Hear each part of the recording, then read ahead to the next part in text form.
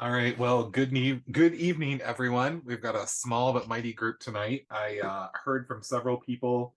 If it's not parent-teacher conference week, it seems to be everybody's student council dance night. So we're missing quite a few people tonight because of events. It's almost impossible when we set the dates to figure out, what dates are going to work best for statewide rollouts. So next year when we're doing fourth grade, thank goodness, I think it's 4 units, which means 4 rollouts, which means like one per quarter. So we might be able to avoid some of the heavy hitting dates by going that route. But I'm Dave, for those of you who weren't here last time, or for those of you tuning into the video recap later. And I am one of the two writers who finished the eighth grade units, and I am joined by my esteemed colleague, the incredibly effervescent Dr. Phil Gershmel, who will be giving us some insight tonight as well, particularly with some of the stuff towards the back half of the evening. And as part of our check-in, I am just curious from those of you who are here and if you would like to, oh, got someone else coming in. And if you would like to unmute and tell us anything, that would be wonderful. But just kind of wondering, how have things gone with the first units, if you were able to teach any? And if you weren't able to teach anything from the first couple of units, what's something you're looking forward to possibly from tonight's agenda? So we'll do one of those two, whichever camp you fall into. So either how did things go with units 0 and 1, or what's something from the agenda that you received tonight you're most looking forward to from us. So I'll give you a minute to think while I share my screen here. All right. Well, we will move into tonight's agenda then, and hopefully we'll get Fran back. That would be wonderful. So tonight we're going to go over Unit 2. And I learned from the fifth grade network on Tuesday that it's a really good idea to bring as many of your things that you're going to be sharing on your screen up in advance as possible. You would think after how many years of doing Zoom things like this, I would have that down already, but I was still struggling on Tuesday night to bring some of these up. So overall, eighth grade Unit 2, we cover Washington's farewell address.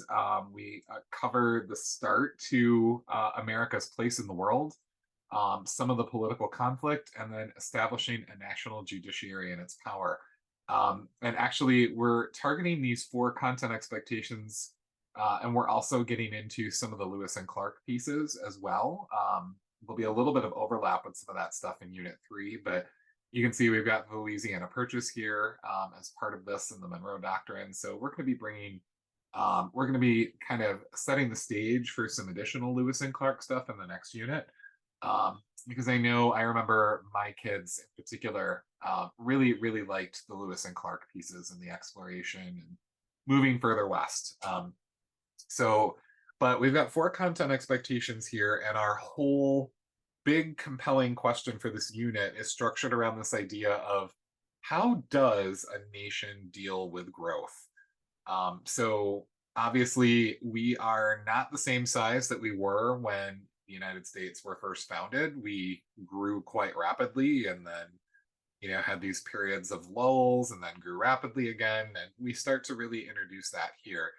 And I like the metaphor in eighth grade of kicking the can down the road, because this is really where we start to recognize that some of those things that happen at the Constitutional Convention are unresolved. And every time we bring new states in, we have this major discussion about, should this be admitted to the Union as a free state or a slave state? How are we going to rectify that? How are we going to reconcile that? So we start to lay the groundwork for that in this particular unit by getting into the growth of the nation. And while we're not adding many new states in this particular unit, like I said, it is starting to lay that groundwork and foundation for the big can kick of eighth grade United States history, where we continue to kick this can of slavery down the road. So how does a nation deal with growth is our compelling question. And our four, because we have four of them this time around, our four supporting questions. We start with what was Washington's advice to the new nation? And as Rachel pointed out, we've got some stuff on Washington's farewell address that's coming up right next. We have our second supporting question: how did factions evolve into political parties? Um, I like to say with Washington's farewell address, you had one job, darn it, and you failed. Because Washington was very clear his feelings about factions, which led to parties and the party system. And he warned us against that in his farewell address, but we didn't really listen to that piece of advice. So we start to get into the evolution and development of political parties here. We start to get into some of the first foreign policy challenges. So our third lesson is set up around this question of what were some of the first foreign policy challenges faced by the new nation. This is again where we get into things like Louisiana Purchase, which is a good challenge, right? Because we vastly grew the United States there, but we also have War of 1812. We've got the Monroe Doctrine, which could be considered positive or negative depending on how you want to approach it. So we get into that sort of stuff in lesson 3. And then our fourth and final question, which is what the fourth lesson is centered around: how did issues of the day expand or reduce the power of the Constitution? And I really like this question because we're still grappling with this today in 2023. Some of your really intrepid young scholars in your class are probably going to pick up on the fact that, hey, we're still having some conversations about expanding or limiting the power of government and how we interpret the Constitution. So we start to kind of lay that groundwork in Unit 2 as well. So our primary question that we're going to deal with is how does a nation deal with growth? And we do it through the lens of these four questions. So before I get into Washington's farewell address, what questions might you have for me about the Unit 2 overview piece?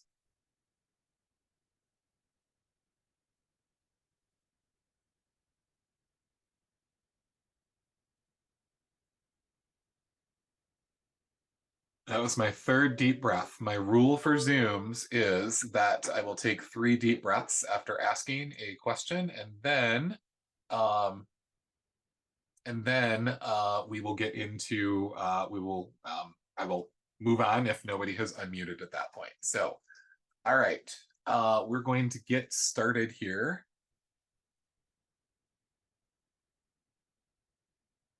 We're going to get started now here, and we're going to go into Washington's farewell address. So the first piece of this is really covering Washington's farewell address. When we get into lesson 1, we've got some background information on George Washington as the first president, and we link you straight out to my open book chapter, which again, if you are not using open book, that is totally fine. Every single, any textbook on American history from this chunk of time is going to have the same stuff. So we use open book and we provide open book for you because it's free. But if you are, if you have a textbook that you like, then go ahead and utilize that. And so when we say things like, hey, read chapter 3, section 1 of open book, it's really just going into it and taking a look at, hey, what is this particular chapter and section about? Hey, I'm going to have them read the corresponding chapter in my textbook instead because I'm not using the open book project. Whichever camp you fall into is totally fine. But with Giants being an all-inclusive piece, we wanted to make sure that if you didn't have a textbook or if your textbook was falling apart, that you had everything you needed, to teach this well. So we really, in the first part of this, start to get into Washington and Washington's presidency. And, we then jump ahead into Washington's farewell address. So what you do up here will get you the background info on Washington and his presidency. And then we start to get into Washington's farewell address. And one of the things I wanted to point out to you is that we have a modern version of Washington's farewell address listed here. And if you click on it and go in, You can see that it is kind of updated in a way that is more easily understandable. So, Rachel, you were asking about like, gosh, there's so much text there, and there is still a lot of text going through it and doing it this way. But we have not revised the Giants units to move things down. Um, we recognize that with the pandemic that there are some learning gaps, and right now the biggest gaps we're seeing, at least around my zone, are in the middle school area. And so while we've left the units intact, I am going to tonight show you some tools and tricks along the way towards making things a little more accessible. So we've always had this modern English version of Washington's farewell address available in the units, but we also have the original version, which anyone who has gone through it before knows it's pretty wordy and it's pretty tough to get kids through.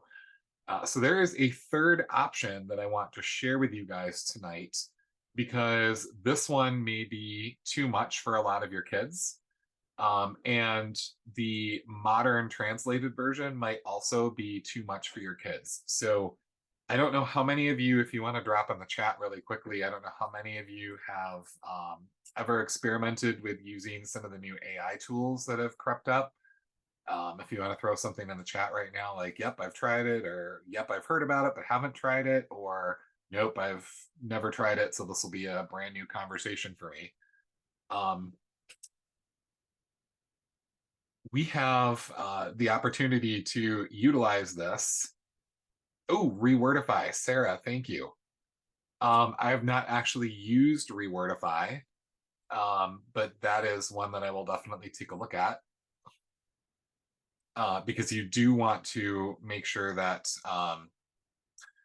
basically with some of these AI tools that are out there, we can use them to work a little bit smarter, and our kids are already using them to work a little bit smarter.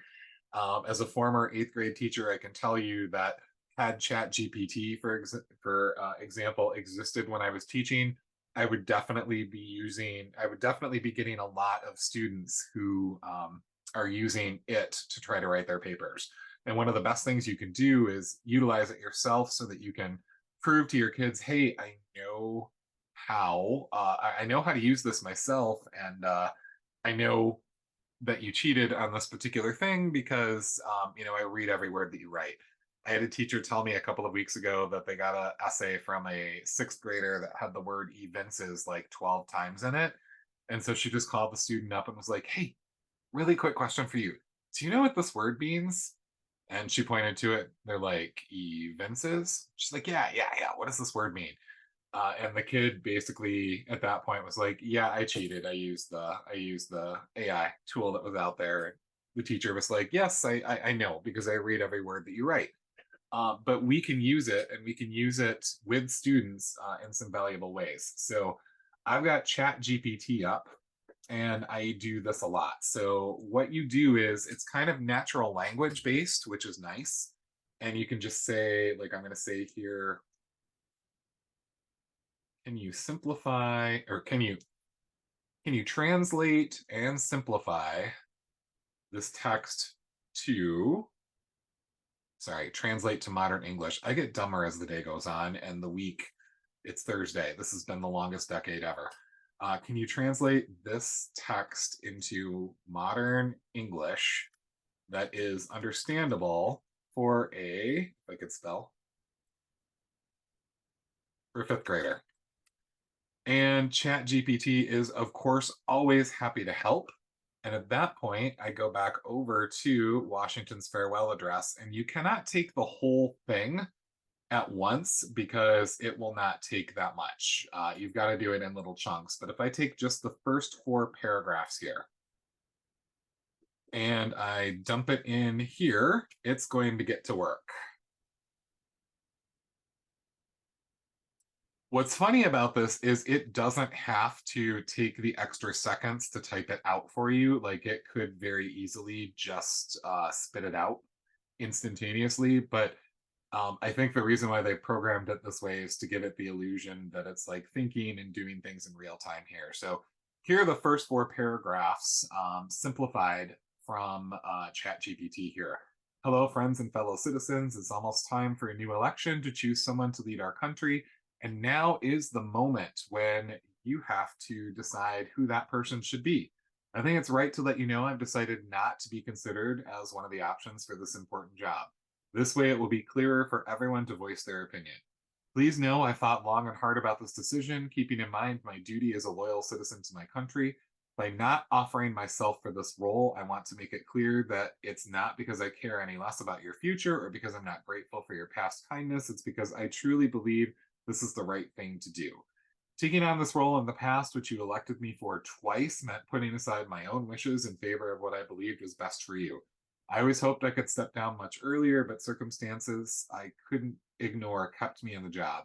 Now I'm glad to say that the situation, both inside and outside of our country, no longer prevents me from following my heart. I'm sure that even if you still appreciate my work, you'll understand and support my decision to step back given the current state of our nation. So you can see from this little chunk, it's taken the text and it's translated it and it's made it a little bit more simple. Um, this is not going to get you a perfect translation 100% of the time, but using this to try to make things a little more understandable, recognizing that in particular right now, the group that was hardest hit by the pandemic are in sixth, seventh, and eighth grade. Um, it's well, Sarah, I will look at that part in just a sec. Recognizing that the group that was hardest hit because they were in those really, really formative years for reading development are in sixth, seventh, and eighth grade. This is an additional strategy.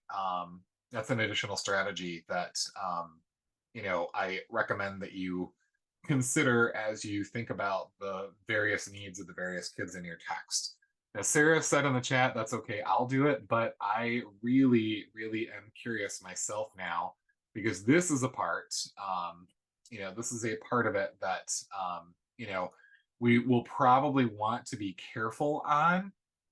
So I'm looking for this passage part specifically, and I'm going to ask it here.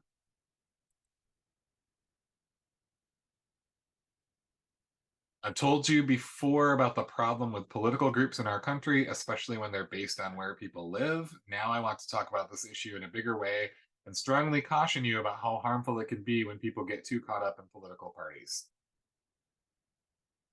So this is pretty good. I'm not certain this is exactly what he meant, but it's close. And you've got a couple of options. You could have it regenerate and try again. Or you can just take this and go, you know what, it's good enough, and you can finish updating it yourself. But Sarah, that was a really good suggestion, and my curiosity has been satisfied by doing it there. I know he has a little bit of a longer stretch on political parties, both before and after. This was just the part where he warned about the dangers of it. But I really like this. I really like this as a tool right now, in particular for taking some time out of your day to reclaim for things that are not school related. So using this to do some of that work for you is a really, really cool tool. Phil, you may be seeing this for the first time. I don't know if you've ever played around with this, but any thoughts based off of just what you've seen on your screen there, sir? You're muted, but you did the universal hand gesture for now. I'm okay. So I can. All right. So, as far as Washington's farewell address goes, if I go back to our agenda for the evening, we have this thing for document analysis here. And basically, after they have read through this, we ask them to kind of, as a partner, go through and think about, okay, what are some of the things that he says about the unity of the government or the unity of the country? What are some of the things that he says about patriotism? What are some of the things that he says about the basis for our political systems? Um, how did Washington feel about alliances and relations with other countries? We're hitting the big parts that a lot of people hit home on when studying Washington's farewell address. We're hitting most of those things so that kids have an opportunity to kind of work in pairs, and then that leads you into the opportunity to have a much larger whole class conversation, not just about what Washington said in his farewell address, but also kind of what the major takeaways were, and how well have we followed? That is a great follow up question that I loved to ask my eighth graders. And while they were not, savvy young political scientists who understood everything that was going on during the time that I had them, they knew enough by eighth grade to be able to say, his comments about political parties kind of spot on, like it led to exactly what he said it was going to lead to. We have people making a case today for getting involved in foreign affairs and against foreign affairs, and Washington had some stern words about, getting involved in things happening around the world as well. So the Washington farewell address components, are designed to really, we want to live here for a few days, going through it, discussing it, picking it apart. We also have this team analysis document, which, is another way of slicing the other question document. This one, ignore the page numbers. Those came from somewhere originally, and none of us can remember where those page numbers are. But in whatever version of it you give kids to pick apart, what is he saying about international relations in terms of peace? Like the pictures are a clue here. What does he say about trading with other nations? What does he say about partnership in political parties? What does he say about partisanship in political parties? What does he say about nationalism, the Constitution, etc.? So this is another handout that's kind of a graphic organizer based approach to getting kids to just kind of work together in groups to pick through his words. You might also, with a mixed ability group, closing my door because my wife just got home and the dog is barking. You might also, with a mixed ability group, give them all three versions. You might give them the Chat GPT version. You might give them the full on version to sort of look at and digest. And you might give them the modern translation that we provide you in the Giants units as well. We just wanted to make sure that you had plenty of text to work with here, or plenty of text of different levels to work with here, because it's really important to read Washington's farewell address as his being the first president and all, and see really where he, how well do presidents that follow his advice and the advice that he gave. Some of them very well, and some of them not at all. The other parts of it that we include in here, again, I'm a huge fan of Hamilton. And we have this version of One Last Time, which I can't play the whole thing of, otherwise YouTube will block our recap video for copyright infringement. But One Last Time from Hamilton is Washington's farewell address.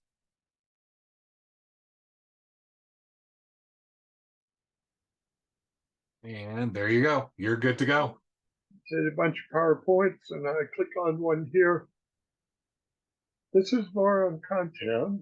He said that would put counting down up there. This is one of 4 PowerPoints that we've got in this section here. And it is tangentially related to what Dave was just saying, that the political parties were partly personalities, but they were also partly geography. It was an urban versus a rural party. It was a trade versus self-sufficiency party.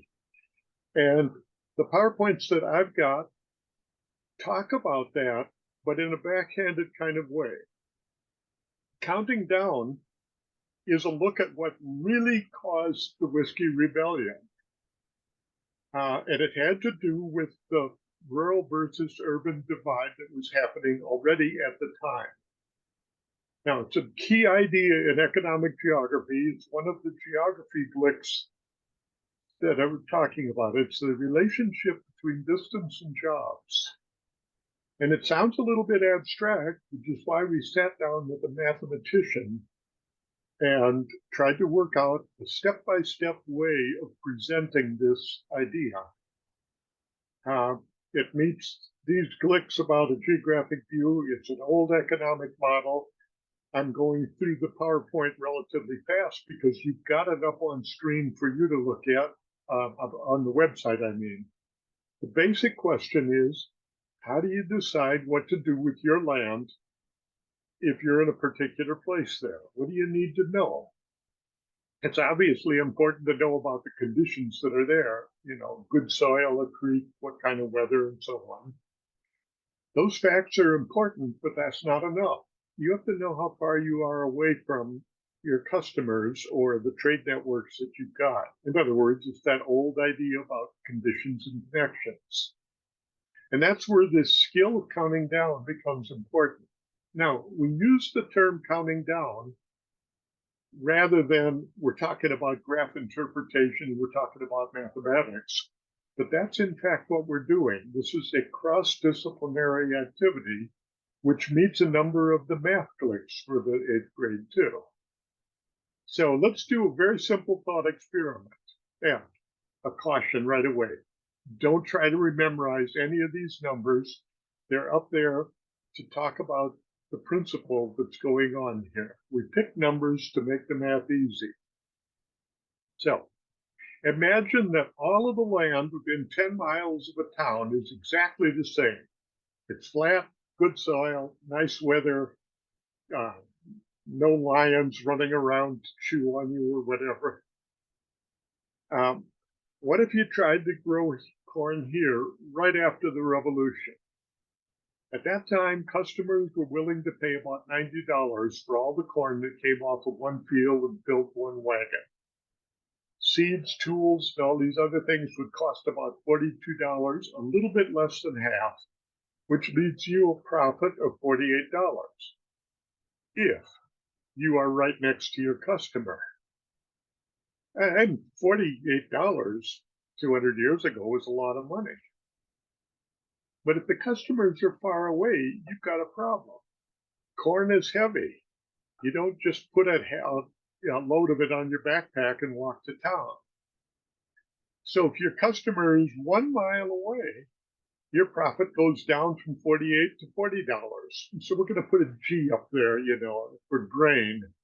It's worth $40 and 1 mile away. Now we can start counting down. What's the profit at 2 miles? Got to deduct another $8 here.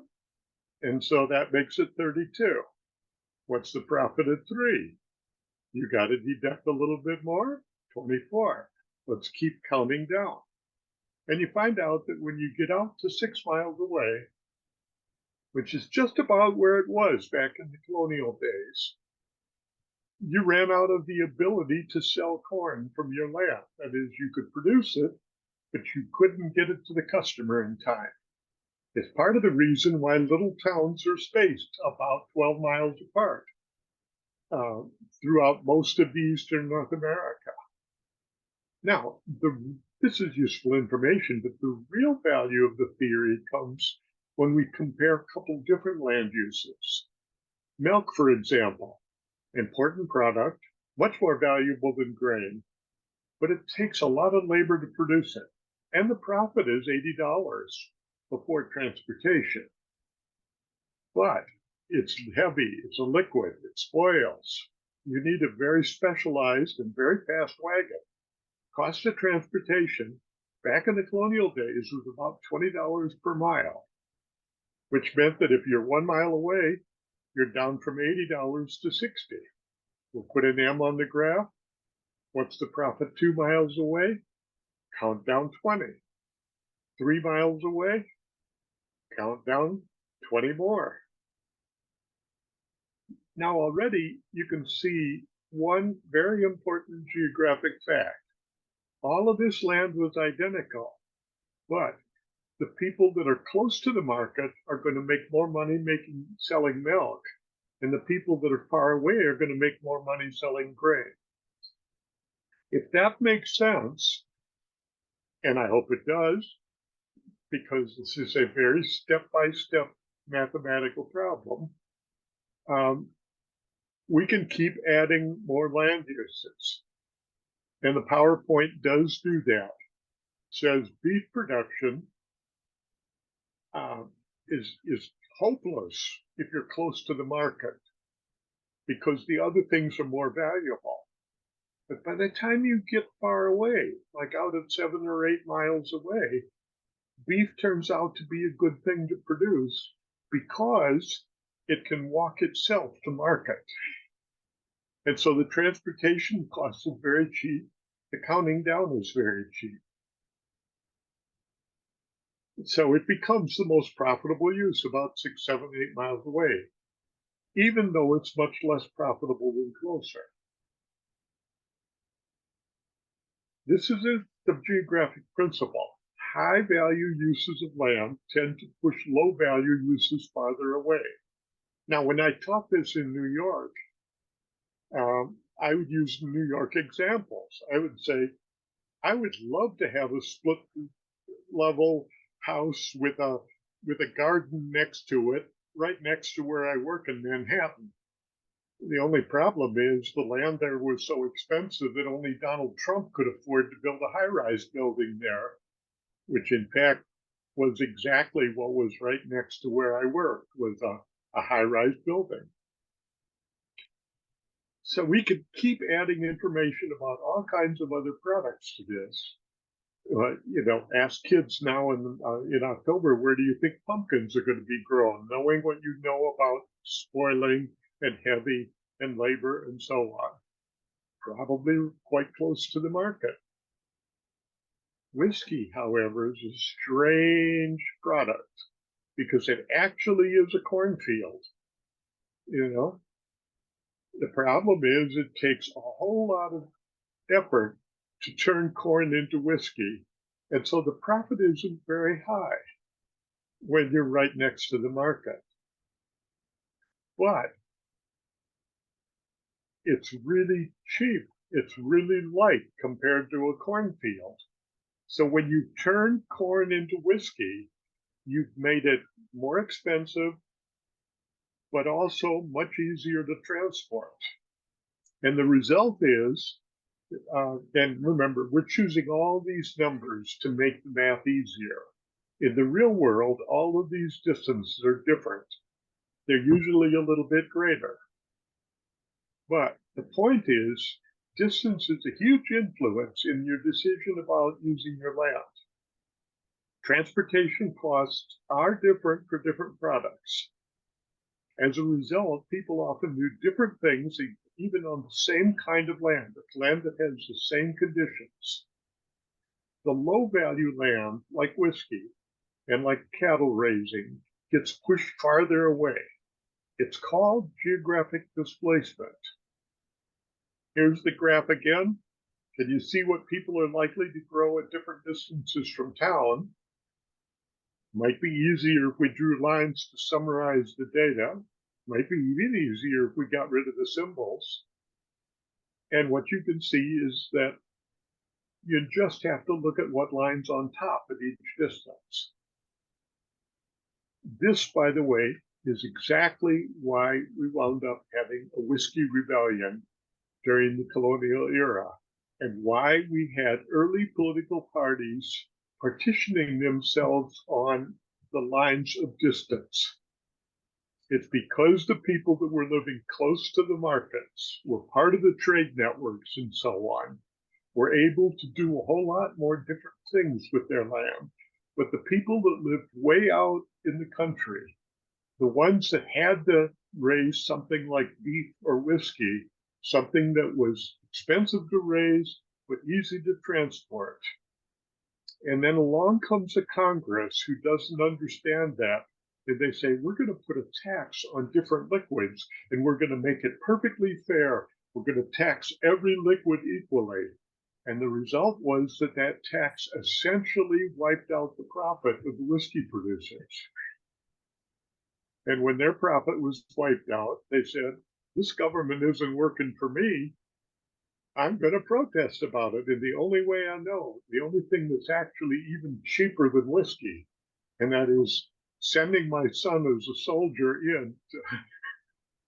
Anyway, if government officials are not aware of these basic geographic distances, they might think that a tax of just $2 on all liquid products is fair. That's an important root of the Whiskey Rebellion. It's a historic fact. So the next time you drive past a cornfield in Michigan, think, if we were just a little bit farther away from the big cities like New York or Chicago, like maybe we were in Kentucky, where the roads aren't so good. How about we just turn this corn into whiskey?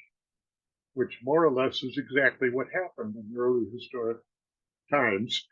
And that has kind of hung on to today.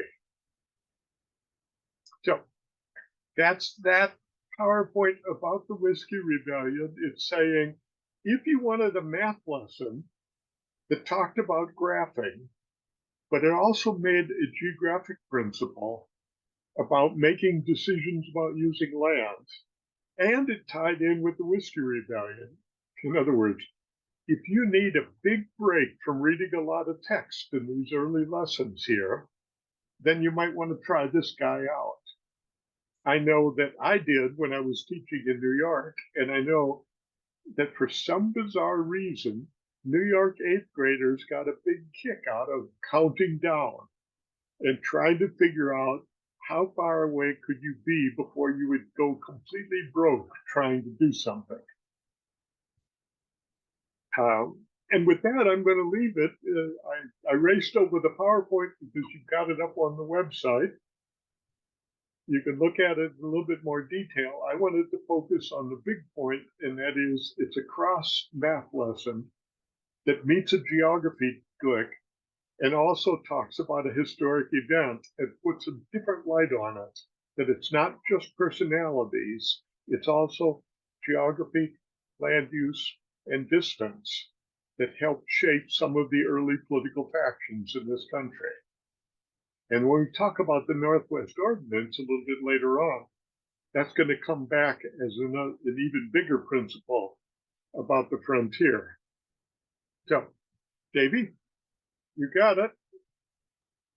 All right, thank you, Phil. And a couple of you joined us during Phil's part of the presentation. Our schedule is a little off tonight for a variety of both technical and, well, pretty much technical reasons, but we are a little bit ahead of schedule right now, and we are skipping the break this evening, Mr. McBrady. So just so you're aware, since you came in partway through that, but welcome, and we're glad that you are here.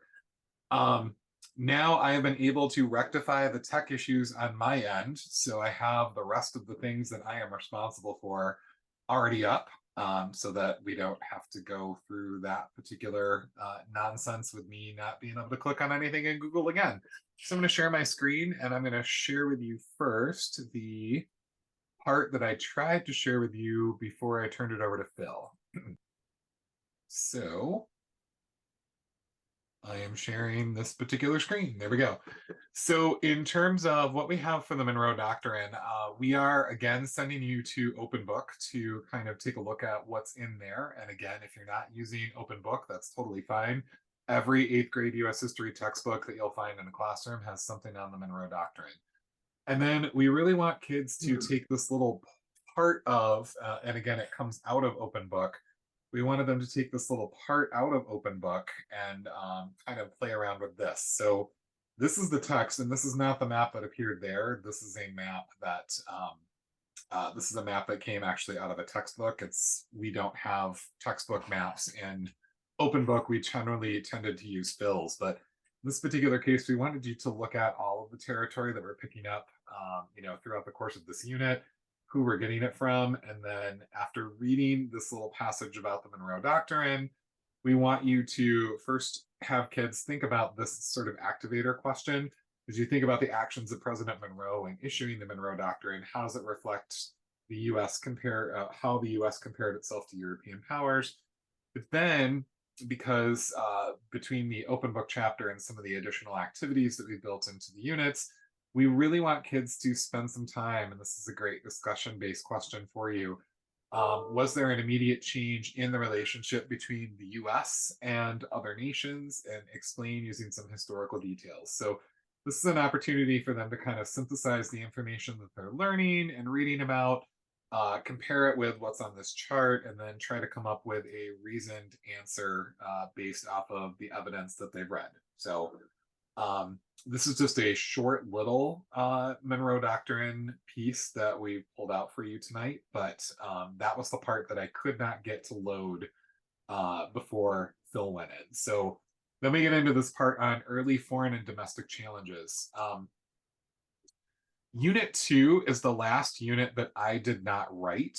I worked with the original authors on the first 3 units, but then we lost the original authors after Unit 2.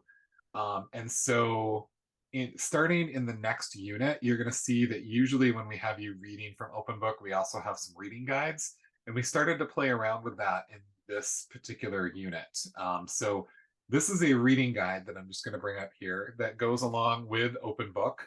And again, if you're not using open book, it's okay, because most of your textbooks are going to have this stuff in it. I haven't yet seen a textbook that doesn't talk a little bit about Jay's Treaty, the Whiskey Rebellion, and the French Revolution and Citizen Genet Affair. So all of these things are going to pop up if you're not using open book, but if you do use open book, all of this is found in open book chapter 3 section 2. And as kids are reading through, either in groups or individually, they should be talking a little bit about all of these things, like what was the Whiskey Rebellion, why was it significant, and then we're big on geography with Giants. That's what the G in Giant stands for. So we always try to bring it back to the role of geography whenever possible. And what role did geography play in the Whiskey Rebellion? Phil already alluded to a little bit of that in his presentation, so they might remember that from that as well. And then this land disputes within the Northwest Territory piece. Again, what is the summary of it? What's the significance? And then what's the role of geography? Then when we get into the foreign challenges, which are really where we like to live with the Monroe Doctrine here, you've got the French Revolution, the Citizen Genet Affair, Jay's Treaty, Pinckney's Treaty, all of these things. We want the summary of it. We want what the United States did in response to this, and then who was impacted, both positively and negatively, if that is the case. So the end of this, again, we sort of bring it back to Washington's presidency as well, and say again, of the 6 challenges Washington faced, which one had the most significant impact on his presidency and why? So this is what we have in there for Whiskey Rebellion and those early domestic and foreign challenges. We also, Hey, Dave. yes, go for it. Sorry, I really hate to interrupt you. You're sharing your whole desktop, so we can't really see the text or the smaller things on your browser. If you mean to share like the document so we can see it, it's really, really small because you're sharing whole desktop. Gotcha. So that's Sorry. just par for the course with me tonight. I'm probably gonna take most of the video from tonight and just swap in new video later. But is this a little bit better for the whiteout? Yeah, that's a little better. Perfect. Luckily, I don't have that many things left, and it'll be the Phil show coming up. But yeah, okay. So for the Whiskey Rebellion one, this is an activity that's known as a whiteout, and this is one that I recommend that you play around with building some of your own too. What you do with a whiteout is you take text or you take a political cartoon and you literally white out a important portion of it.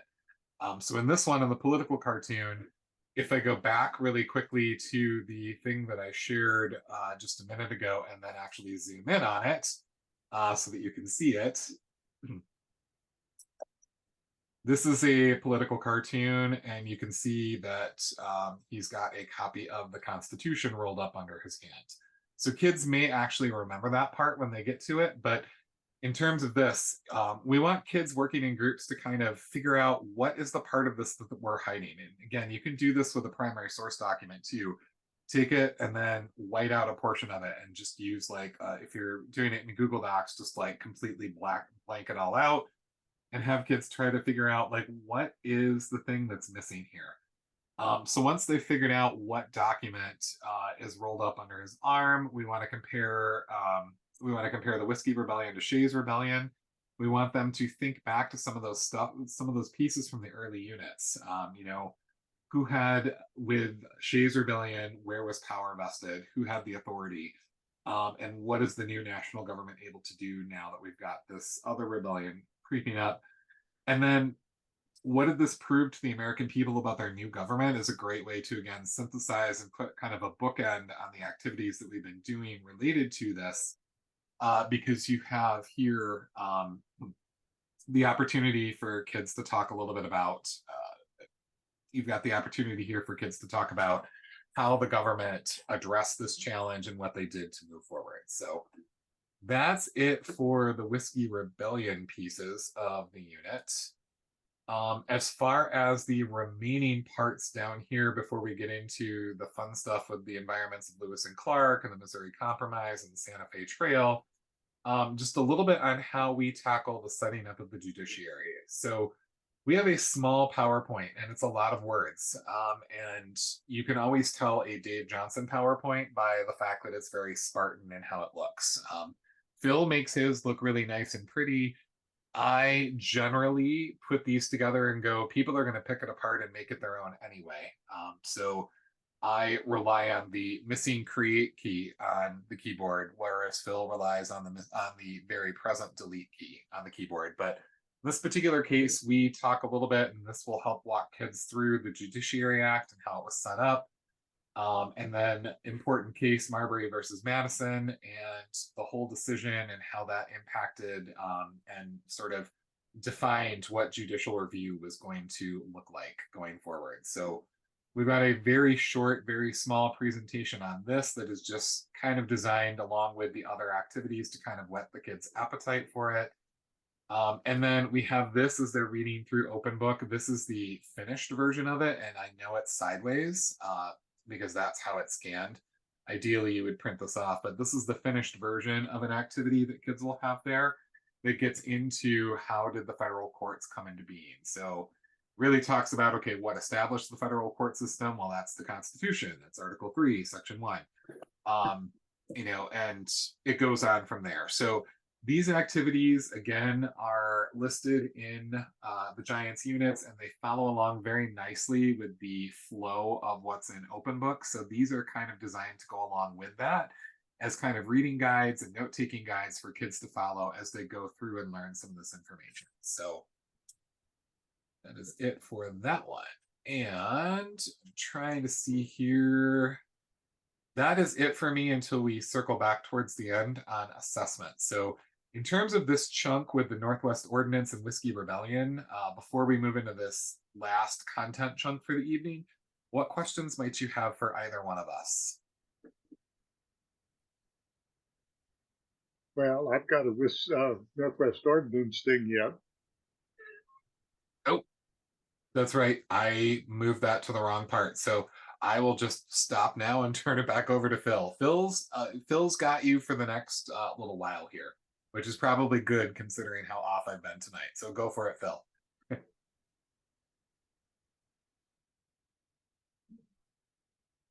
So I want to continue to get rid of that.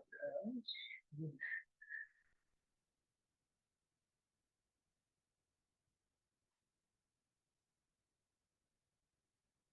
Are you seeing something about dividing the land up there yet? Correct. You may want to swap screens though, because you're doing Screen time one more time. There we go. Dividing the land, full screen. You're good, Phil.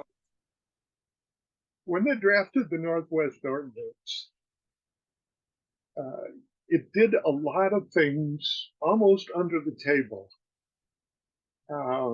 Congress followed Jefferson's advice. You should survey the land before you let settlers go out and claim or buy it. There was a reason for that. And the reason goes back to 4 very abstract ways of dividing lands. But they were abstract in the sense that different cultures tended to divide land in different ways. So when the French would show up somewhere, they generally tended to come on the rivers. And when they came on the rivers, they said, if that's our transportation mode, then we ought to give everybody a piece of the river. And the way they would divide the land up would be simply to say, you get so many feet along the river on the left bank, and the land just kind of goes back away from that. The English had a different strategy. They said, let's use some landmarks, let's go from the top of the hill to the old oak tree, and then from the old oak tree down to the river, and then follow the river for a little while, and then go north over here. They had a problem there. And the problem was one that Jefferson discovered when he started to talk about establishing a law school. And here I'm going to stop for just a second. I'm going to thank Sarah for her comment about how the previous one of the Whiskey Rebellion tied into some economics clicks too. I forgot to mention that, but she'd mentioned supply and demand curves. This particular presentation ties into a civics click about property ownership and a property transfer, and what that means. We had actually a civics rule that you couldn't vote at the beginning until you owned property. But what does it mean to own property? Jefferson was interested in that legal definition there. And he was talking to somebody who was in a law school at what was the new Princeton University at the time. And they found out something fairly interesting. It had to do with the way the English divided the land up. Here's an old map about individual tracts of land owned by different people in a part of New Jersey. Jefferson wanted the Northwest Ordinance to require a square survey because by using the British metes and bounds system, where the land claims could accidentally overlap, people in New Jersey had made legal claims to more than 3 times as much land as actually exists in New Jersey. And it's one of the reasons they needed such a big law school very early on in the development of the university system there. And so Jefferson said, we need to do something different because that system is just not working.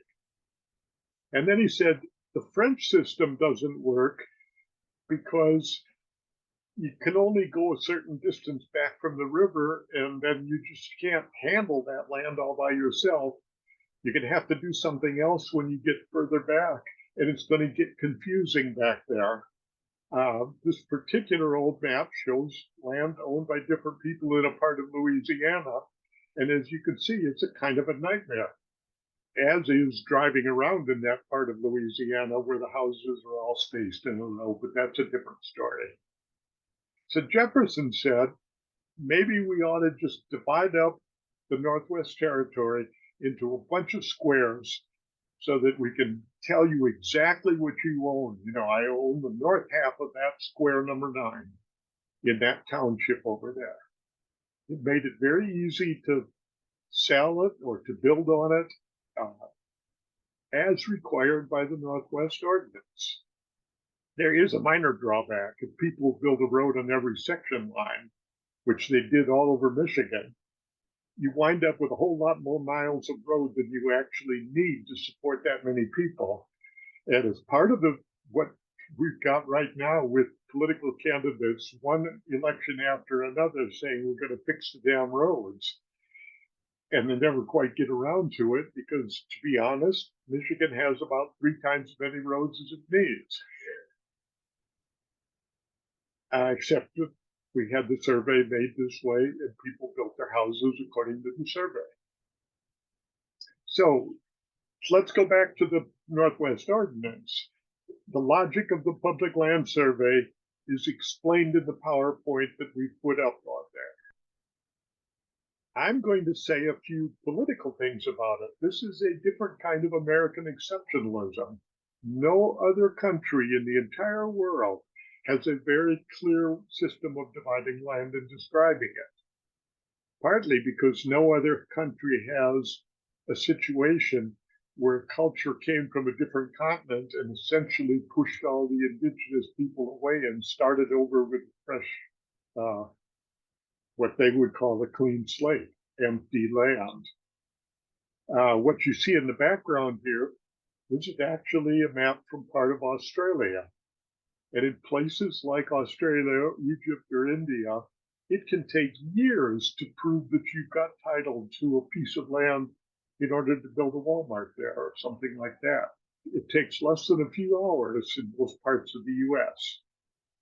I think students should know that. They should also know that in the state of Michigan, we've got a third grade giants presentation that shows that we actually have a mixed system. We got places like Sault Ste. Marie where there's an old French long lot survey along the river. And then when you get back a few miles, we go to the square system that was established by the Northwest Ordinance.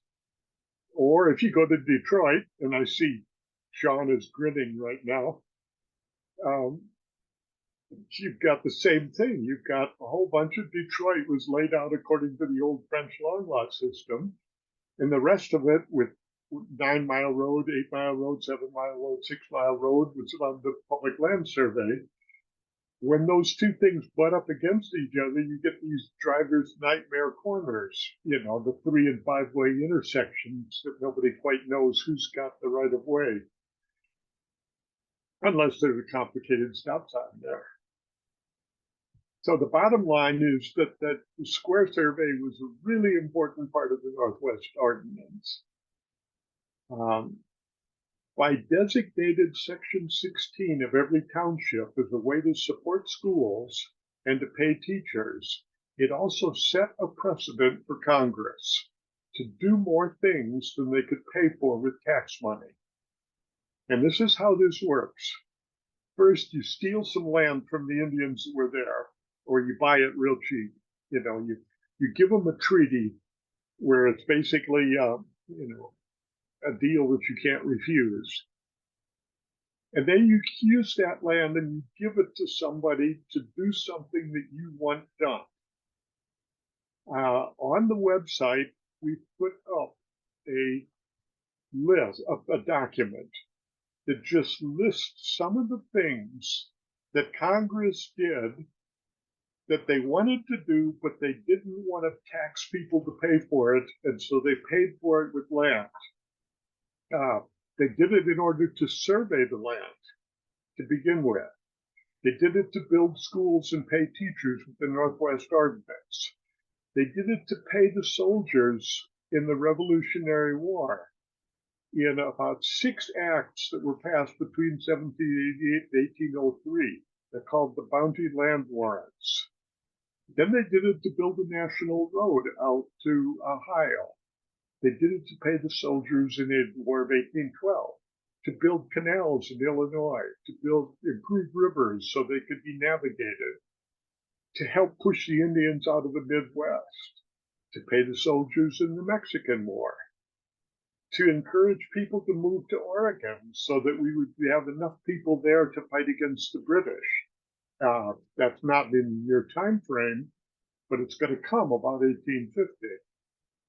To build roads, to build a canal, to build the locks up in the Sioux Locks, to encourage settlers to go out onto the Great Plains with the Homestead Act, to build the Transcontinental Railroad.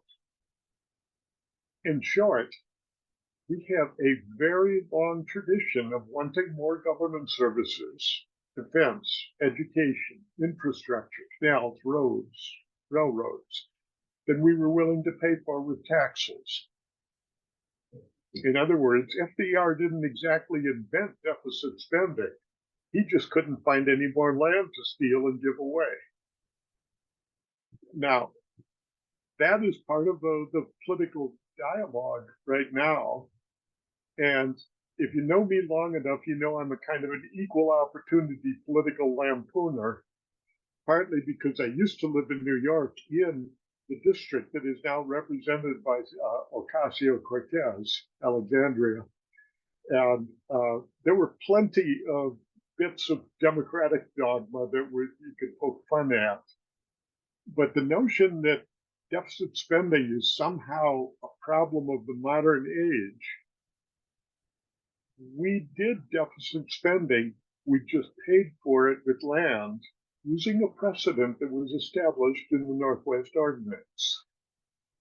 Now, like I say, we give you a list of about 100 years of that. It continues on beyond that list.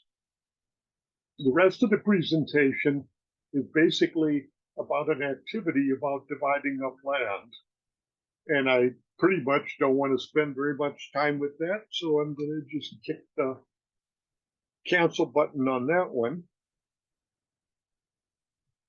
You got any questions about the way the Northwest Ordinance set the United States on a completely different ownership path from most other countries, and how that also set a precedent for ways to pay for government services without raising taxes?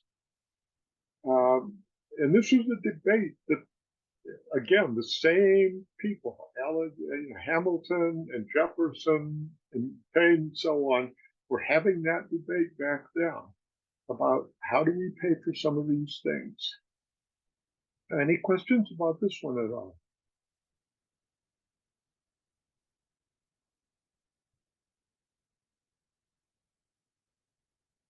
Dave, you got anything in between, or are you just going to? My last thing tonight is assessments. So the rest of it is you until that point. Well, in that case, we take to one more thing that was paid for with land grants, and that was the Lewis and Clark expedition, where they promised some of the people that were willing to go along on the expedition that they would get to preempt some land in exchange for some of the service that they did on that expedition. And we got a PowerPoint about the environments of the Lewis and Clark expedition. And I need to kick display settings one more time here. So let me give you a couple seconds of background on this one. The PowerPoint has 3 parts on it. We're going to take 3 tours of the Lewis and Clark Trail. The PowerPoint is supported by a couple handouts that are different ways to either summarize it or to have people take notes as they're going along on this thing. It all depends what other GLICs you want to meet, as well as the historic GLIC about the geography of the Lewis and Clark Trail. So the first trip that we're going to take is just to take a trip down the rivers. Near the sources of the river, streams are usually cold and rocky. You're not going to take a boat on that. Halfway to the ocean, the streams tend to get bigger, but they're still shallow and rocky most of the time. These facts about rivers are a key part of the story of Lewis and Clark.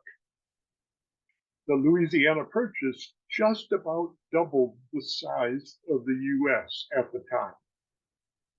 Lewis and Clark's plan was to use boats to go up the Missouri River and then go down another river to the Pacific Ocean.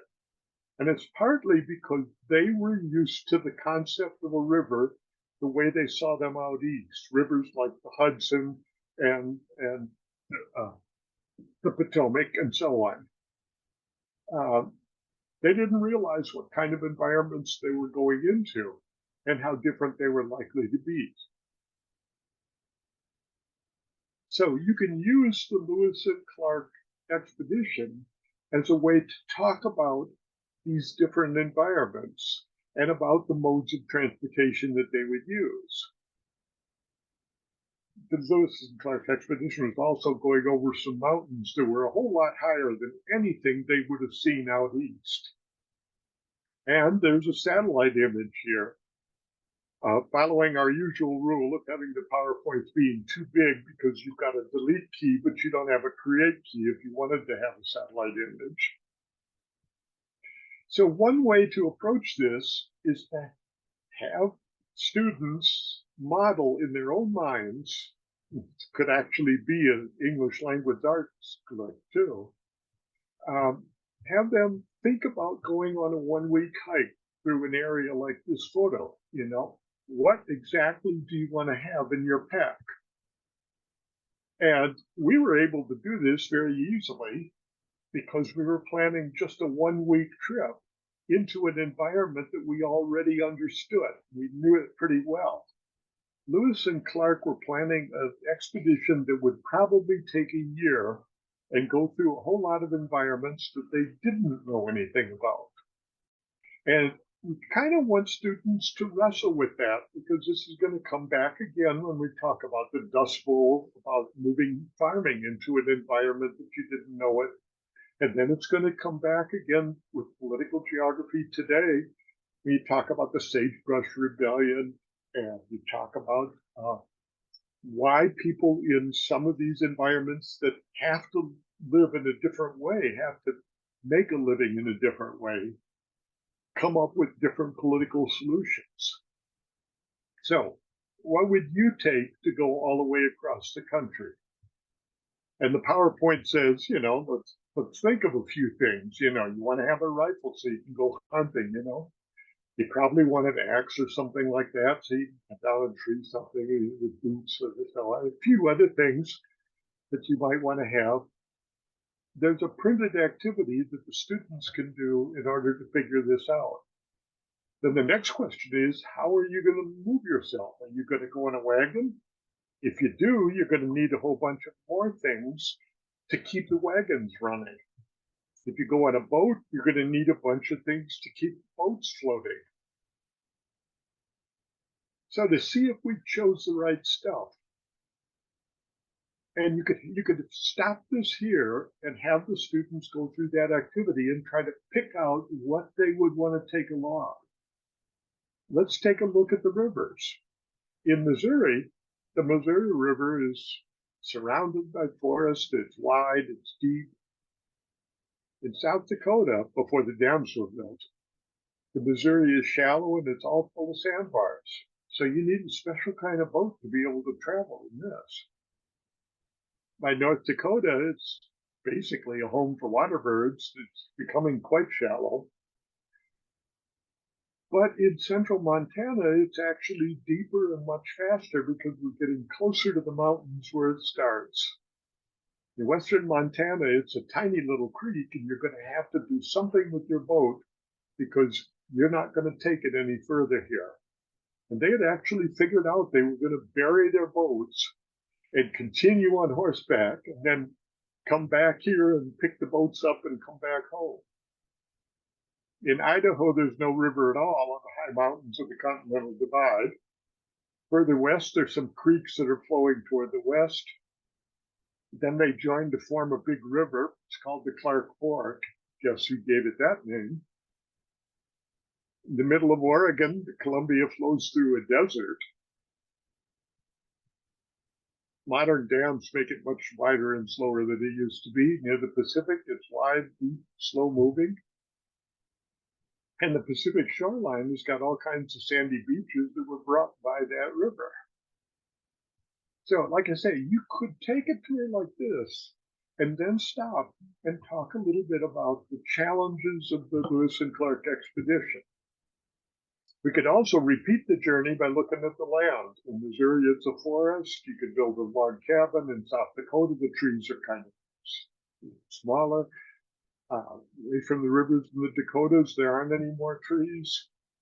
Animals are kind of large and rather hard to hunt. And they found that out because the bison could see them from far away and keep out of range from the kind of weapons that they had along. They thought they had brought along the necessary equipment for hunting, but the word hunting means different things in a forest and out on the grassland.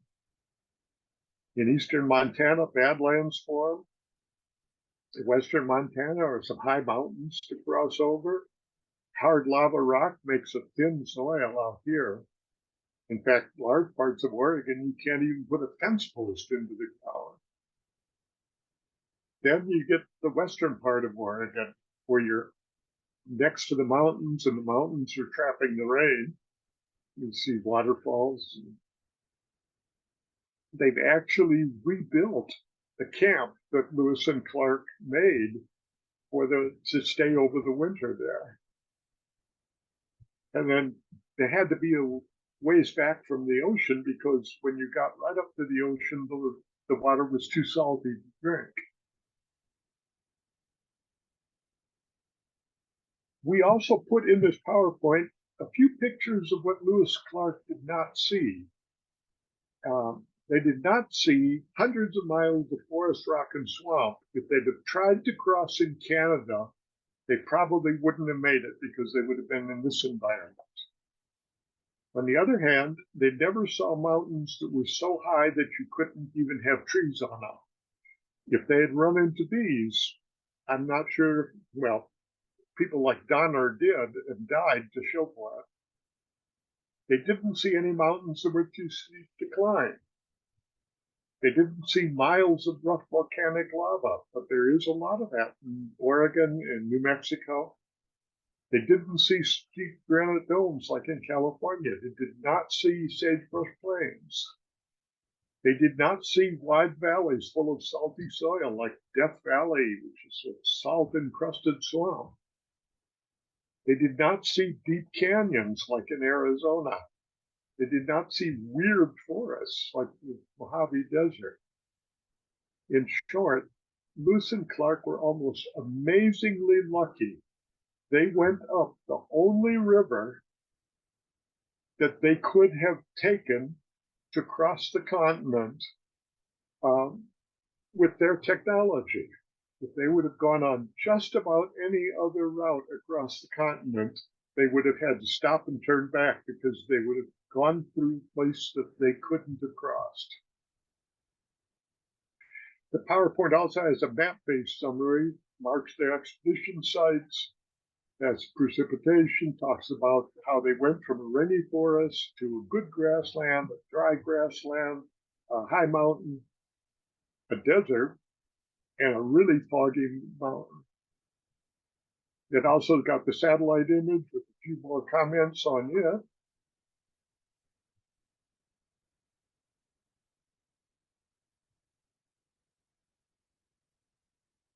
Now, we've got two handouts here, which you could actually use in place of all of this, or to supplement it, or as a way of reviewing it, or even later on as a way of assessing it. To help them review, here are 7 photos that were taken from that PowerPoint and 7 numbers on the map. And the student's task is simply to match the photo with the number and to give a little reason why they think that's the way it is. Like I say, you could use this to review, you could use it to preview, or you could use it to assess. Another way to do exactly the same thing is to take some notes from the Diary of William Clark. And the job is to take these 5 notes and just to arrange them in order from east to west. We give you 2 versions of that. One of them has William Clark translated into modern English, and the other one has William Clark with the original name. And finally, there's a handout about the equipment that you could choose, and you could have this as being a discussion about the appropriate technology to fit a particular environment. And to make that seem relevant to the students, you say, you've got to make the same decision when you decide what you're going to take along with you. If you're going to go to hike someplace, or if you're going to move to a different environment somewhere. In other words, this is a life skill that we can get at through the back door with Lewis and Clark. So, and like every other PowerPoint, it gives you permission at the end to edit it and do just about anything you want to it, except post it up on a website as if you wrote it. Dave, any thoughts or any questions from anybody? I'll just add, we have a little bit more on Lewis and Clark in the next unit as well, but a preview that I always like to give is I picked up a fiction book at the Lewis and Clark Museum called Lewis and Clark and Me, and it's a fictionalized account of their journey, but it is told from the dog's perspective that went along with them, and it's a really, really great literature connection that has some really good, it's not historically inaccurate, aside from dogs don't necessarily tell stories. But if you're looking for some additional pieces to kind of capture your kids' attention, I always recommend that book.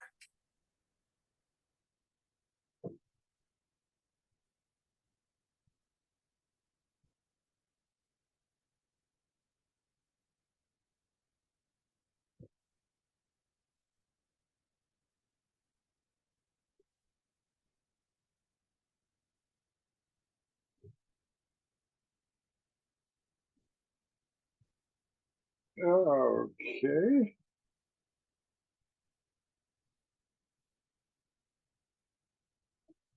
Well, with that, Santa Fe, swap. Santa Fe, again, I was asked to put together by a group of people at the last meeting of the Great Plains geographers that would do for the Santa Fe Trail what they had available for, like, the Transcontinental Railroad and so on. Because Santa Fe is a kind of it's often a forgotten part of our history there. So I put together a PowerPoint here. It's got one great big huge message at the end of it. And then, like what Sarah was talking about in her note about the deficit spending connection, the Santa Fe Trail also illustrates another thing that we paid for, partly by giving away land over there. And I got pictures to show you what that's about too. The Santa Fe Trail started at Independence, Missouri, and ended at Santa Fe, New Mexico. You can learn about it. There's a half dozen museums at different places along the trail, or you can just go out and take a look at it with the real world, because the trail ruts are still visible on the landscape, and there's a number of places where you can follow the historic trail. The viewing the trail ruts can tell you about the conditions faced by the travelers, but it doesn't show some of the connections that put the trail into perspective. So I'm going to start out by just taking you to a town. Now, it's a town that it's worth you knowing about a little bit, because it's going to come back 3 more times in American history.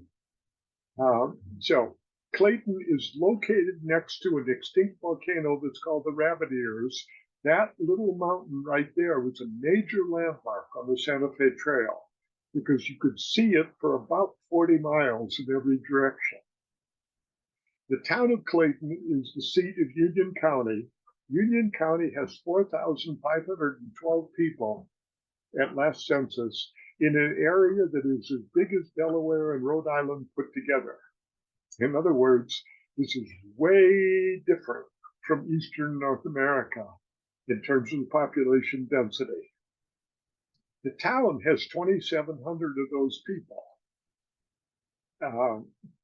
In other words, you're talking about an area the size of Delaware and Rhode Island and a population half the size of Cadillac. It's way up in the northeastern corner of New Mexico, touches Colorado, Oklahoma, and Texas. There are a few fields next to the road that are irrigated from deep wells, and they give you a very different impression of what the place actually looks like. And they feed a handful of cattle feedlots, because we're going to need some meat here locally for the real big business, the Government Research Center, for a very good reason. You can research disease when you're in a place like Clayton, which is way far from anywhere else, because if the disease happens to escape, there's nothing for it to escape to. The main business of Clayton is basically a truck stop on the highway between Texas and the West Coast. There's a way station, for example, to weigh trucks. There's a motel next to the way station. It's got really nice rooms. I know that personally. Right next door to the motel is an abandoned restaurant. Across the street, there's an abandoned house. Down the street, there's another motel and some more abandoned buildings, because Clayton's population used to be about 5 times as big as it is now. There's an old church there, and if you happen to be in the area, you should go to the old church because it's been turned into a spectacular, tiny little museum of all of the things that were discarded by the travelers on the Santa Fe Trail. The wagons by that time were worn out, the horses were tired, some of them were sick, some of them were dead. They just couldn't carry so much stuff, and they just dumped it by the side of the road in this little town of Clayton. The museum also has a copy of a very famous photo during the Dust Bowl because it's coming toward Clayton. In fact, another photo of the dust storm shows the building that you're in, that old church right there. So when you teach people a little bit about a place like Clayton, you're also giving them a little visual vocabulary for understanding the Dust Bowl. They'll also understand that the Dust Bowl hit a place where the territory was as big as Rhode Island and Delaware, but the population was about 2 Cadillacs at the time. There are abandoned buildings, an abandoned house in the old coffee grinder style. It doesn't need much wood. One Clayton resident actually makes metal art out of old car parts and things like that. And it's really nice art, but he's way too far from any major city, so he's been out of business now for 10 years. And then the highway heads west toward Santa Fe, 210 miles away. It goes by an old church, I think. There, right next to that church, was a sign marking the old Santa Fe Trail where it crossed this highway. The sign tells you that people stopped using the trail when the railroad came in the 1880s. Another small town's abandoned. Freedom School, the whole old hotel, got turned into a school for a while. And then there's another extinct volcano. And here I'm going to turn off the main road because I want to show you something. Down this little dirt track right here, there's a tiny little creek. That is the Cimarron River. That was the only source of water for the people that took this shortcut from the Santa Fe Trail. So when your textbook talks about the Cimarron cutoff, this is what we're talking about. A little creek like this. Now, this route was 100 miles shorter, so a lot of people took the chance, but they didn't know how much snow fell on the mountains. When they left in May, they had no way of getting that information. But at least 2 years out of 3, this river dries up completely in late summer, and the travelers that took this cutoff died. End of story. Hundreds of them died along that route. A little bit later on, you're going to see another extinct volcano. It's a little higher, it's a little cooler, it's a little rainier. Remember what we said about the geography of the West is that you don't talk about climate regions, you talk about climate elevations. It has a cover of slow-growing trees, and there's a sign over here that tells you cattle might be grazing because the grass is a little bit greener, a little bit thicker right here. They mean it. The highway goes another 50 miles west and comes to a place called Fort Union. The 2 branches of the Santa Fe Trail came together at Fort Union.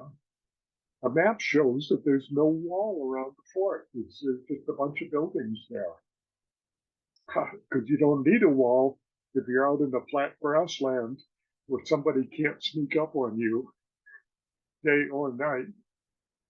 The fort did have a lot of buildings, a surprisingly large number of them. Officers' houses, storage buildings, more storage buildings, places for wagons and horses. Santa Fe Trail started at Independence, Missouri, and there's a log blockhouse to protect that end of it there, headed out across the Great Plains. At spaced intervals all the way across the plains, there were forts established like Fort Larned in Kansas. This one has been turned into a historic site. It was a key rest area on the Santa Fe Trail. had barracks for soldiers, had long storage rooms for all kinds of supplies, canned goods, gunpowder, whatever you might need. The myth about a lot of these trails is that the pioneers were venturing out all alone to face the wilderness. The fact is, the Army provided protection and places to get supplies. This was a major taxpayer investment, except the taxpayers didn't pay for it. That was another deficit spending thing that they paid for by giving away land in order to encourage people to build these way stations. So the Santa Fe Trail had a lot of infrastructure on it to help the people out when they went out over there. It ended in Santa Fe, New Mexico. This old painting shows the wagons approaching Santa Fe after a long, hard journey. And there was a metal statue showing the Spanish conquistadors that were there. The Palace of the Governors in Santa Fe was there. Construction started in 1618. That's 200 years before the Santa Fe Trail. The Santa Fe was the end of another road, El Camino Real de Tierra Adentro, the Royal Road of the Highland, which goes from Santa Fe down to Mexico City. Traders were carrying silver, gold, tools, woolen cloth, other things along that road. Some of that was shipped across the Pacific Ocean on the Manila galleons. These were large Spanish sailing ships. Starting in 1565, that's 250 years before the Santa Fe Trail, fleets were crossing the Pacific Ocean every year, sailing from Mexico to the Philippines and back. That's 40 years before Jamestown. These ships were big, and they rode on the same kind of wind-driven ocean currents that push ships in the North Atlantic, which incidentally is why the British Navy wanted to have a foothold in Oregon, so that they could sit there with their ships and then wait for the Spanish ships to come by on the westerly winds so that they could go steal the gold. Guys like Francis Drake and so on. Attacking a galleon, however, was a pretty big risk because those things were big and they had a lot of soldiers on them. Out of Santa Fe, there was another trail that was called the Old Spanish Road. Started in Santa Fe and went down to El Pueblo de Nuestra Señora de Los Ángeles or Yucula. You know that as Los Angeles. And that trail was in place for 150 years before the Santa Fe Trail. It went through really dry country. People had to go with mules, not wagons. And then would cross the Mojave Desert. The main point is simple. Lewis and Clark and the Santa Fe Trail were both very hard trips, but neither one of them went out into uncharted wilderness. They were going out into places that had been connected to multinational, multi-continental networks of traders, missionaries, soldiers. Spanish traders had been there for 250 years. And if you're here in Western Michigan, you now have a nice story that you can tell for the fraction of your students whose native languages, at least their parents, might have been Spanish. That the Spanish presence on North America is not as prominent as it probably should be in our history textbooks, especially since they'd been there for 250 years before the Santa Fe Trail that we built, we meaning the English-speaking people, out across that country. And many of those Spanish roads followed Native American trade paths that had been used for thousands of years. And along that trail is something called the Aztec Ruins, a stone city of that native trading network. This little village had more than 400 rooms all connected together. It had 12 kivas, circular worship meeting places like this. Now, to you, that just looks like a pile of rocks because, in fact, that is a pile of rocks. But according to the descriptions, that was a pile of rocks that had plaster and paint on it back when it was actually used by the Native Americans there. So if you want to give students an idea of what it was like to live in one of these trading network areas in the desert Southwest, long before Europeans came along, this is an example to do it that is connected to the Santa Fe Trail. These people, way back then, traded pottery, turquoise, and they actually had some copper there that had come from the UP. And some of their turquoise has been found in burial sites here in Michigan. So that's another really long story. So I'm going to stop and repeat the main point. The Santa Fe Trail was a rugged road. It went into some environments that people out east didn't know about, but it did not go out into untamed wilderness. It went out to a place that was already connected to a multinational, multi-continental trading network and had been that way for hundreds of years. And again, it's got a note here that allows you to edit this thing as you see fit to fit your class.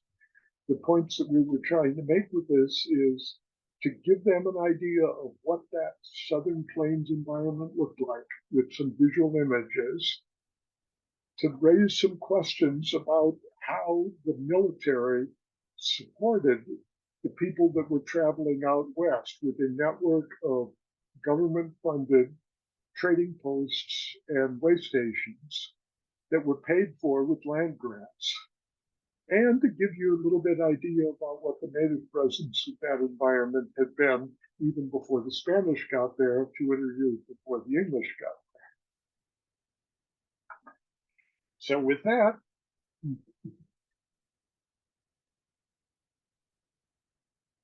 All right, thank you very much, Phil. Does anyone have any questions for Phil over any of those PowerPoints?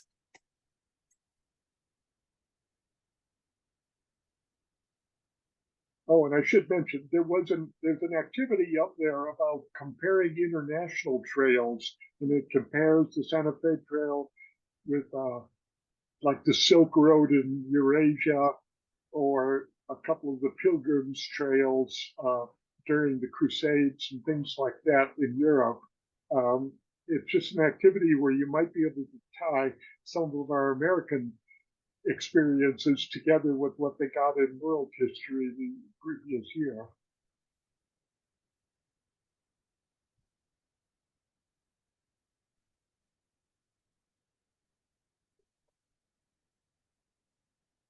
Oh, thanks again to Sarah. Yeah.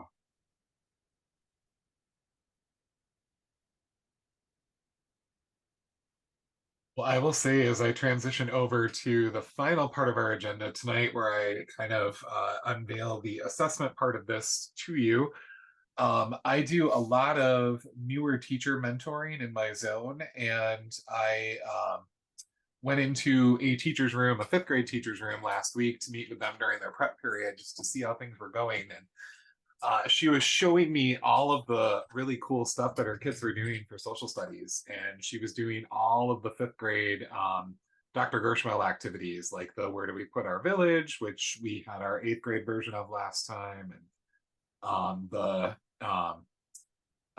one on ocean currents and things like that. And she was super, super excited about how well her kids reacted to and responded to those presentations. And so Phil stuff is always the best part of the Giants units for me. And I say that as a person who helped write some of the Giants units. Phil's stuff is just the best, and it's so well put together. And I just really appreciate the opportunity to share some of this stuff in these units this way. So thank you for that, Phil. Assessment wise, we are going to finish the night by taking a quick look. And Sean, thank you for the reminder earlier. I'm just going to share the window that we're talking about here in the hopes that it is big enough for everyone's eyes to see it. So for this one, for the assessment this time around, we have a 20 question assessment. And the base of most of our assessment started off as the past project, but we did some through some revisions and some targeted work last year. We did revise some of them slightly. So if you've ever seen the past assessments before, PASST, performance assessments of social studies thinking, you'll recognize like the green color scheme and things like that because those tended to lift directly from that. But we revised the questions heavily to match a little bit closer to the units. And I wanted to share this one in particular with you. So again, with this being in Google Slides, you can share this through Google Classroom as an assessment activity that you send to kids, and they can do it, and you're able to pull open what they do in here. But for this particular one, we're looking at this harkens back to what we started the evening with Washington's farewell address, and it's asking kids to really take a look at these quotes one last time, no pun intended, since we did listen to part of One Last Time from Hamilton tonight, but reading some of these quotes from Washington's farewell address one last time and deciding really truly, is this quote talking about power of the military or the importance of religion and morality or a warning against the party system, etc. So, kids will pick apart these quotes and try to find the best connection. And while the political party one is relatively easy to identify, some of the others you really kind of have to think about a little bit more. So, and then the other drag and drop style question on this one goes back to the political parties and the Federalists and the Democratic Republicans, and trying to identify based off of these quotes or these stances, I should say, which one is which. And so kids would drag these markers and these pieces to the correct spot in the chart. And again, you grade based off of that. We've got several traditional multiple choice style questions. Again, we want to give you something that does a good job of both assessing what students have learned throughout the course of the unit, as well as something that gives them a little bit of practice for what they might see on the M-STEP, which is still the worst assessment ever designed, but it's the only one that we have at the standardized as the standardized assessment for social studies. So we try to walk both lines on that front. But the thing that we have that you won't see on the M-STEP is we still have some written response. And on this particular assessment, we've got two of them. Using some of the quotes that they used on the previous page and their knowledge of history, what points do you believe Washington made in his farewell address that was most important? And I like this question because it lets kids gravitate towards the part of Washington's farewell address that spoke to them the most and resonated with them the most. And you're not going to read the same essay 140 times, depending on how many kids are in your class and how many sections of 8th grade you have. Because they're all gonna go towards different things. And then the final essay question on this one is really talking about how the French Revolution played a part in deepening some of those divides that led to the creation of political parties. And I like this because it's a good synthesis of all of that part of the units. But overall, this assessment is a grand total of 20 questions, with the drag and drops being, one question each, essentially. And if you choose not to do it in Google Slides, you can still print it off and have kids, do it that way as need be. For the matching ones, they can draw lines. And for the essay questions, there's plenty of room for them to do the writing there. But we had some major technical glitches tonight, guys, and I apologize for those, but we have come to the end of the rollout today, and the 10 minutes that we lost due to tech glitches are still yours free back to you this evening. So a reminder, Phil and I changed the network format so that instead of being 3 hours, it's now only 2 hours, with Phil and I staying on for office hours after things are over. So I'm going to, for the sake of the video recording of this, say thank you everyone for watching this and have a good night, and then I'm going to hit stop record.